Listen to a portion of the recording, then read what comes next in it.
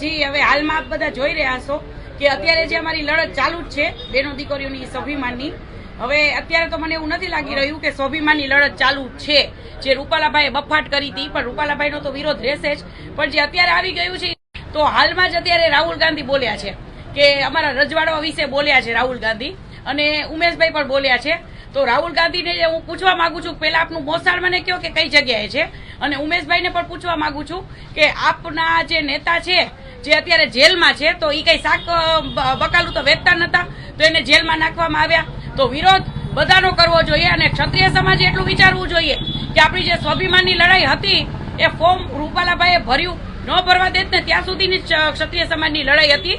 અત્યારે ક્ષત્રિય સમાજને હાથો બનાવવામાં આવે છે, અને અત્યારે આ બધી લડાઈ એક રાજકારણ થઈ ગયું છે. તો વિચારવું જોઈએ અને વિરોધ બધાનો કરવો જોઈએ. શું કામ ખાલી ફક્ત ને ફક્ત આપણે રૂપાલાનો કરી જ છીએ, રૂપાલાભાઈનો વિરોધ બરાબર છે, પણ સામાજિક લડાઈ આપો. વોટ અત્યારે આપણે તો પછી કોઈને નો આપો બીજેપીને, નો કોંગ્રેસને, નો આપને, કોઈને વોટ નો આપો. આપણે જો તમારે બેનું દીકરીઓની સામાજિક લડાઈ લડવી હોય તો, બાકી કોઈનો હાથો બનતા નહીં. આ બધા હાથો બનાવે છે, અને કાલ સવારે બધા પોતપોતાના રોટલા શેકી અને ઘર ભેગા થઈ જવાના છે. કોઈ મામેરાઈ ભરવા નહીં આવે. આ તો બધી વાતું છે.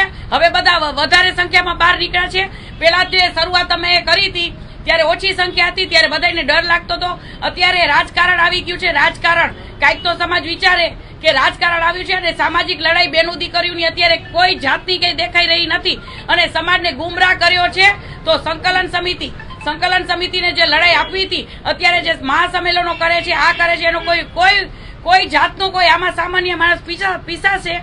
અને બધાએ આખા ક્ષત્રિય સમાજને આ બેન દીકરીઓ અમે કહીએ છીએ કે લડત આપો, અમે તમારી સાથે જ છીએ, પણ સામાજિક લડત આપો. ક્યાંક ને ક્યાંક આપણો સમાજ હસી પાત્ર બની ગયો છે. રાહુલ ગાંધી પાસે કેમ સંકલન સમિતિ માફી નથી મંગાવતી, એના વિશે કોઈ નિવેદન નહીં? હાજી, બસ અમે એ જ વિચાર કરી રહ્યા છીએ કે સંકલન સમિતિ અત્યારે કેમ ચૂપ બેઠી છે. જો રૂપાલાભાઈ જે બોલી ગયા છે તો એનો વિરોધ 100% અમે કરી જ રહ્યા છીએ. તો ભાઈ રાહુલ ગાંધીનો પણ વિરોધ કરવો જ જોઈએ. આ રૂપાલાભાઈએ તો 3 વખત માફી પણ માંગી છે, બરાબર છે, પણ છતાંય અમારો વિરોધ હજી ચાલુ જ છે. તો રાહુલ ગાંધી પાસે એક વખત તો માફી મંગાવો. સંકલન સમિતિ ઝંડા લઈને બેસી જાય છે. આ આંદોલને અમને પૂરું સરખું કરવાય ન દીધું, એ પણ સમાજને ગુમરાહ કરી નાખ્યો. તો હવે સંકલન સમિતિને હું કહું છું, જે 5 તત્વો આગળ આવીને બોલે છે, મીડિયામાં હાઇલાઇટ થાય છે, એ લોકોને હું કહું છું કે અત્યારે રાહુલ ગાંધી પાસે એક વખત તો માફી મંગાવો. તમે કેમ કોંગ્રેસ તરફ થઈ ગયા? અત્યારે કોંગ્રેસ ભાજપ જોવાનું છે, અને આ ભાજપમાં તો ફક્ત ને ફક્ત આપણે રૂપાલાભાઈ વ્યક્તિગત જ પહેલેથી વિરોધ કરતા હતા. તો આખા હિન્દુત્વને અત્યારે તમે ગુમરાહ કરી નાખ્યું. આખું હિન્દુત્વને લઈને ચાલવું જોઈએ આપણે, બરાબર છે. મોદી સાહેબે જે આપણા હિન્દુત્વ માટે જે કામ કર્યા છે ને, એને ભૂલવા ન જોઈએ. બેનું દીકરીઓ અડધી રાતે બહાર નીકળી શકે છે બેનું દીકરીઓ માટે, અને જે આયુષ્યમાન કાર્ડ જે 10 લાખ જે આપણે ગરીબો માટે અત્યારે છે, તો એના પેટમાં પાટા મારવા ગયા છો તમે લોકો. તો સંકલન સમિતિને હું પ્રશ્ન પૂછું છું કે રાહુલ ગાંધીનો વિરોધ શું કામ નથી કરતા આપ લોકો? જી આ ચોક્કસપણે કોંગ્રેસ સમિતિ જ છે ને, કેમ કે જે પક્ષમાં તમે અત્યારે બેઠા છો એ પક્ષનું પણ બોલવું જોઈએ, તો જ તમે લોકો સાચા કહેવાઓ.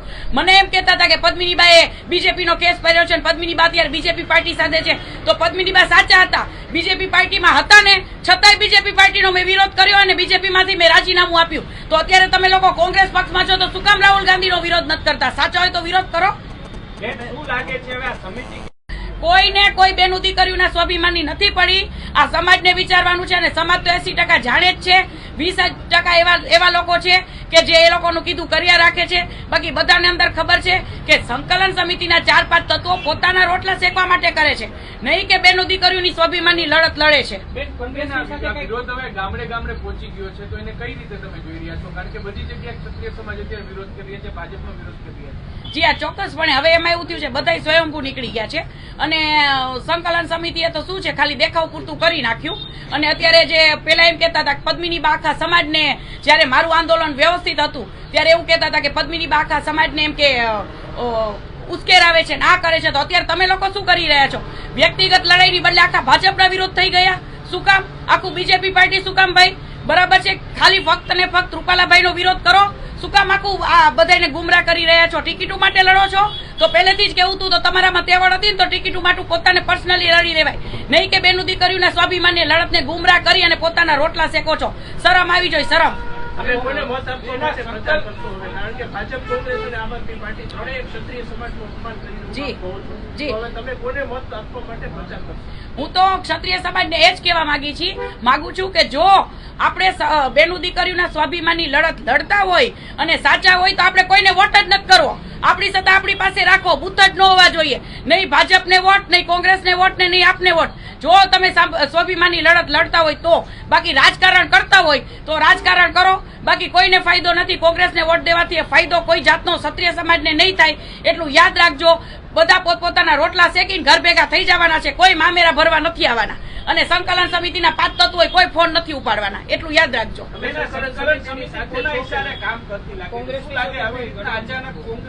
હવે અમે તો અમારો લગભગ 70% સમાજ એમ કહી રહ્યો છે કે આ સંકલન સમિતિ ખબર નહીં ક્યાંથી આવી ગઈ. જે અમારું આંદોલન અને સંકલન સમિતિ 5 તત્વોનું કામ એવું છે કે જે સારું કામ કરતા હોય છે એને સાઈડ લાઈન જ કરે છે. મને ત્યાંથી પણ મેસેજ છે અમદાવાદથી કે સંકલન સમિતિના 4-5 તત્વો એવું છે કે અમે જેમ કહી એમ જ કરો, તમે જેમ કરો હું પણ તમારી સાથે હાલો અત્યારે છું કે તમે જેમ કહો એમ જ કરીએ. પણ તમે જે કીધું ને એમાં આંદોલન કંઈ કર્યું નહીં અને આંદોલનને આખો ગુમરાહ કરી નાખ્યો. તો આવા કામ ન કરાય ને આવા ઝંડા ન લેવાય. આ આખા ક્ષત્રિય સમાજની પથારી ફેરવી નાખી, બેનું દીકરીઓના સ્વાભિમાનની લડતની આખી પથારી ફેરવી નાખી. અને કાલ જીતશે તો કોંગ્રેસ જીતશે અને ભાજપ જીતશે. હું નથી માનતી કે અમારા ક્ષત્રિય સમાજની બેનોની લડત જીતશે. બેન, તમે શું માનો છો? કારણ કે સંકલન સમિતિ સ્પષ્ટપણે અનેકવાર એવું કહ્યું કે પદ્મિની બાનું આ નિવેદન છે વ્યક્તિગત નિવેદન હોય, કોઈ સમાજનું નિવેદન નથી. તો આને લઈને શું કહેશો તમે? જી હા, એ લોકોએ તો છે ને આખા સમાજને ગુમરાહ કર્યો છે. અને અત્યારે શું છે કે દરેક ગ્રુપમાં એ લોકો એવું વાયરલ કરે છે કે જે અમે કહીને એવું જ કરજો. કોઈ પણ બીજું વ્યક્તિ તમને કાંઈ પણ સંદેશ આપે તો તમે એના સંદેશને માન્ય ન રહેતા એટલે પેટનું પાપ બોલે છે કે હવે તો એમ કે હવે એ લોકો કરે શું? એ લોકોને જે કરવા નતું દેવું એટલે ધીમું ધીમું આંદોલન અત્યારે ચાલુ રાખ્યું છે સમાજને દેખાવ પૂરતું. બાકી એ લોકો કોઈ 5 જણાને એવું નથી કે અમે સ્વાભિમાનની લડત લડીએ છીએ અને સ્વાભિમાનની લડત અમે જીતાવ. અત્યારે તો કોંગ્રેસ જીતશે. કોંગ્રેસ કદાચ એ લોકો વોટિંગ કરીને એવું લાગે છે કે કોંગ્રેસને જીતાડશે. પણ આપણે કોઈ અભણ ગાંગડા નથી. આપણે સમજવું જોઈએ કે આપણા સમાજનો હાથવો બનાવી રહ્યા છે આ લોકો. સમિતિની સાથે તમે શું કહેવાય? જી ના, ચોક્કસ હું સંકલન સમિતિ સાથે છું નહીં. ભવિષ્યમાં પણ હું સંકલન સમિતિને હું સાથે રહીશ પણ નહીં. કેમ કે સંકલન સમિતિ આઈડિયા વાપર્યો છે. જ્યારે શરૂઆત હતી ત્યારે એ લોકો 9-10 જણા જ હતા. પછી સેકન્ડ મીટિંગ ને થર્ડ મીટિંગ દ્વારા એ લોકો બીજાને, લાસ્ટ મીટિંગ હતી ત્યારે બીજાને આવરી લીધા પોતાની સાથે. એટલે એવું દેખાડવા માંગે છે કે આખો સમાજ અમે સંકલન સમિતિએ છીએ. પણ છતાંય ખોટા હશે તો ભલે 500 જણા હશે, હું વિરોધ તો 100% કરીશ. હવે તમે કઈ રીતે વિરોધ કરશો? જો ભાઈ એકલા તો એવું કઈ નથી, એકલા પણ લડત આપી શકાય છે. જો સાચા હોય ને તો એકલા પણ બધા 5000 ને ભારે પડી શકે. તો એ સમાજને વિચારવાનું છે કે અત્યારે સમાજે શું કરવું જોઈએ કે ગુમરાહ કરી દીધો અને અત્યારે સામાન્ય માણસે રથ નીકાળ્યો છે. અહીંયા સંકલન સમિતિ કોઈ નથી આવવાના. ગામડે ગામડે ભાઈઓ હેરાન થાય છે અને પોતાના ધંધા રોજગાર બગાડે છે. અને જીતશે તો કોંગ્રેસ, ભાજપ જીતશે. આપણી આમાં સ્વાભિમાનની લડાઈની કોઈ કાંઈ દેખાતું નથી. તો થોડોક મગજ વાપરજો. આપણો હાથો બનાવી રહ્યા છે ને પોતપોતાના રોટલા શેકે છે. તમારી રીતે કઈ રીતના આંદોલન આવવું જોઈએ? અમારું તો આંદોલન મને એવું લાગે પૂરું જ થઈ ગયું ને. જ્યારે રૂપાલાભાઈએ ફોર્મ ભરવાનું હતું તો ત્યારે સંકલન સમિતિ ઘરે સુઈ ગઈ હતી અને આખા સમાજને સુવડાવી દીધો હતો. ત્યારે અહીંયા ખાલી 50,000 માણસો ભેગા થયા હોત અને રોડ ઉપર રામધૂન કરી હોત તો અમારે કોઈ સરકારી પ્રોપર્ટીને નુકસાન નતું પહોંચાડવાનું, પણ વિરોધ દર્શાવવાનો હતો. તો કેમ ત્યારે સુવડાવી દીધા? ત્યારે કેમ રોજ રાજકોટના એક ભાઈ પણ બહાર ન આવ્યા? હું પ્રશ્ન પૂછવા માંગુ છું. સાચી લડત તો ત્યારે જ પતી ગઈ. ફોર્મે ભરાવી દેવાનું, પછી ટિકિટ અત્યારે 19 તારીખે રદ ન કરે ન થઈ તો કોઈ ફોર્મ ભરે પછી કોઈ પણ વ્યક્તિ ફોર્મ પાછું ખેંચે નહીં. એટલું આપણા ક્ષત્રિય સમાજોને બધાને વિચારવાનું હોય. આ સંકલન સમિતિ ઉપર રહ્યા. સંકલન સમિતિ એવું કીધું કે 19 તારીખે ટિકિટ રદ થઈ જ જશે, નહીં થાય તો અમે જોવા જેવી કરશું. હવે એ બધું રેવા દો.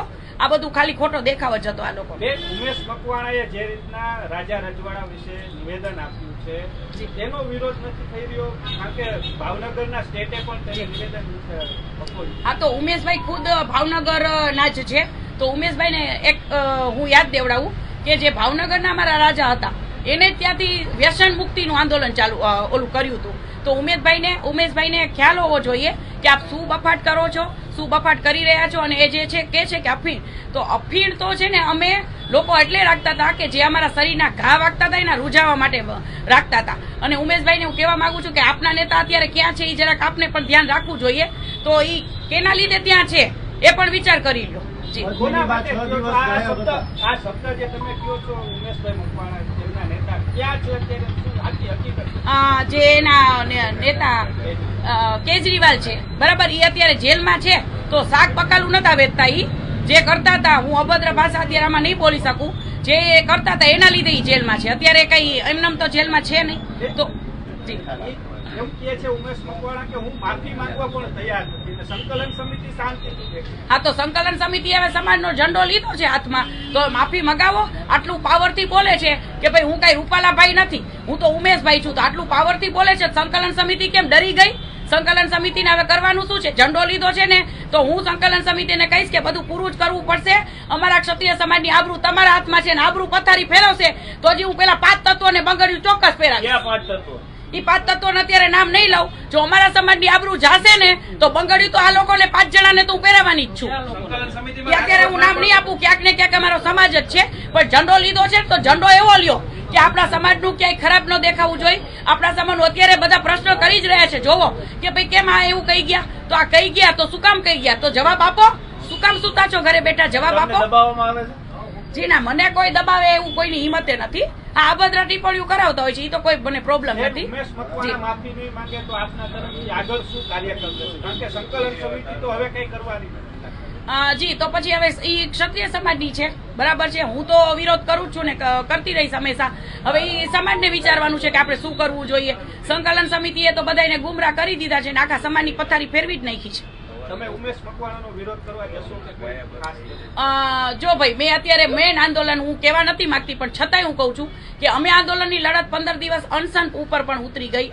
છતાંય સંકલન સમિતિએ સમાજને એવો ગુમરાહ કરીને મને સાઈડલાઈન કરીને મારી કિંમત નથી કરી, તો સમાજને પણ હું સંદેશો આપવા માંગુ છું, જો મારી કિંમત નથી થતી તો પછી હું સમાજની સાથે જ રહીશ. એકલું શું કામ આંદોલન કરું?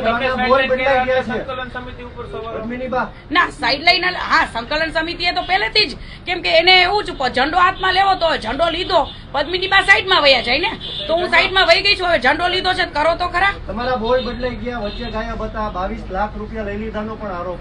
જી ના, હું છે ને મીડિયાથી દૂર રહેવા માંગતી હતી અને મારી તબિયત પણ સારી નથી અને મને સમાજમાંથી એવું કહેવામાં આવતું હતું કે ભાઈ તમે મીડિયાથી દૂર રહ્યો, અમે સંકલન સમિતિ જે અમુક વસ્તુ કરીએ છીએ કરવા દો એટલા માટે. બાકી કોઈ મેં પૈસા લીધા નથી, એનું મને પ્રૂફ આપે બરાબર છે. નકર હું માં નાનીનો દાવો પણ કરવાની છું, પેલા મને પ્રૂફ આપે. અને હું એ પણ કહું છું કે આ બેન છે, એ બેનની હાઈ લાગશે 7 પેઢીએ તમારી નહીં ભાઈ ક્યાંય દેખાય, 7 પેઢી તમારી વહી જશે. આવી બધી અફવાઓ ન ફેલાવો. આ બેન છે ને, બેને આ સાચી લડાઈ આપી હતી. પીટી જાડેજા છે, રમજુબા છે, બંગડી કોને પહેરાવશો? આંદોલન સમિતિમાં 5 વ્યક્તિ છે. જોઈએ બરાબર શું રિઝલ્ટ આવે છે. અને મને તો હવે રિઝલ્ટ પૂરું જ થઈ ગયું છે ને. આમાં બોલે પીટી મામા બોલે, રમજુબા બાપુ બોલે, ઓલા કરણસિંહ બાપુ બોલે, ક્યાં સંતાઈ ગયા બધા? બોલો. આપડા 100% શું કામ ન પહેરાવો? અમારા સમાજની આબરૂની પથારી ફેરવવાની છે એ લોકોએ. શું કામ નહીં ભાઈ? બરાબર છે, આબરૂની પથારી ફેરવી નાખી. ઓલા ભાઈ આટલું પાવરથી બોલે છે ઉમેશભાઈ કે હું રૂપાલાભાઈ નથી, તેને જવાબ આપો. કેમ આપતા નથી જવાબ? એ 2 હું પછી દઈશ, કેમ કે હું એ લોકો જેવી નથી. ક્યાંક ને ક્યાંક બેનું દીકરીઓની હું કોઈ પણ જગ્યાએ ટિપ્પણી કરવા નથી માંગતી બરાબર છે. એટલે ઈર્ષાનો ભાવ અત્યારે છે કે પદ્મિની બા આગળ આવી ગયા છે અને કેમ નીચે બેસાડવા, કેમ સાઈડ લાઈનમાં કરવા. પણ હું તો મારા કામ જે છે હું કરતી જ રહેવાની છું અને હું કોઈ આવી બધી વાત નથી કરવા માંગતી. હું અત્યારે હવે પહેલી જે લડત મેં આપી હતી એકલી આપી હતી અને હવે અને ત્યારે પણ મારી કિંમત 80% તો થઈ જ છે. પણ હું જે આવા લોકો વચ્ચે આવી જાય છે તો મારા માટે બહુ નડતર રૂપ થઈ ગયું છે. એટલે એકલી તો હવે હું કઈ જ નહીં કરું, સમાજની સાથે રહી. મંતવ્ય છે કે ખરેખર ઉમેશ મકવાણાનો વિરોધ થવો જોઈએ કે નહીં? કારણ કે સંકલન સમિતિ તો હવે શાંત થઈને સંકલન સમિતિ શાંત થઈને બેઠી છે, પણ 100% જો આટલું પાવરથી બોલતા હોય કે ભાઈ હું કઈ રૂપાલાભાઈ નથી, તો ક્ષત્રિય સમાજે વિરોધ કરવો જ જોઈએ. શું કામ નથી કરતા? એમ આપણા માટે બધા પાસા સરખા હોવા જોઈએ. ભાજપ કોંગ્રેસને આપણે રાજકારણ જોતું જ નથી. જો લડત આપો છો સ્વાભિમાનની તો સરખી આપો.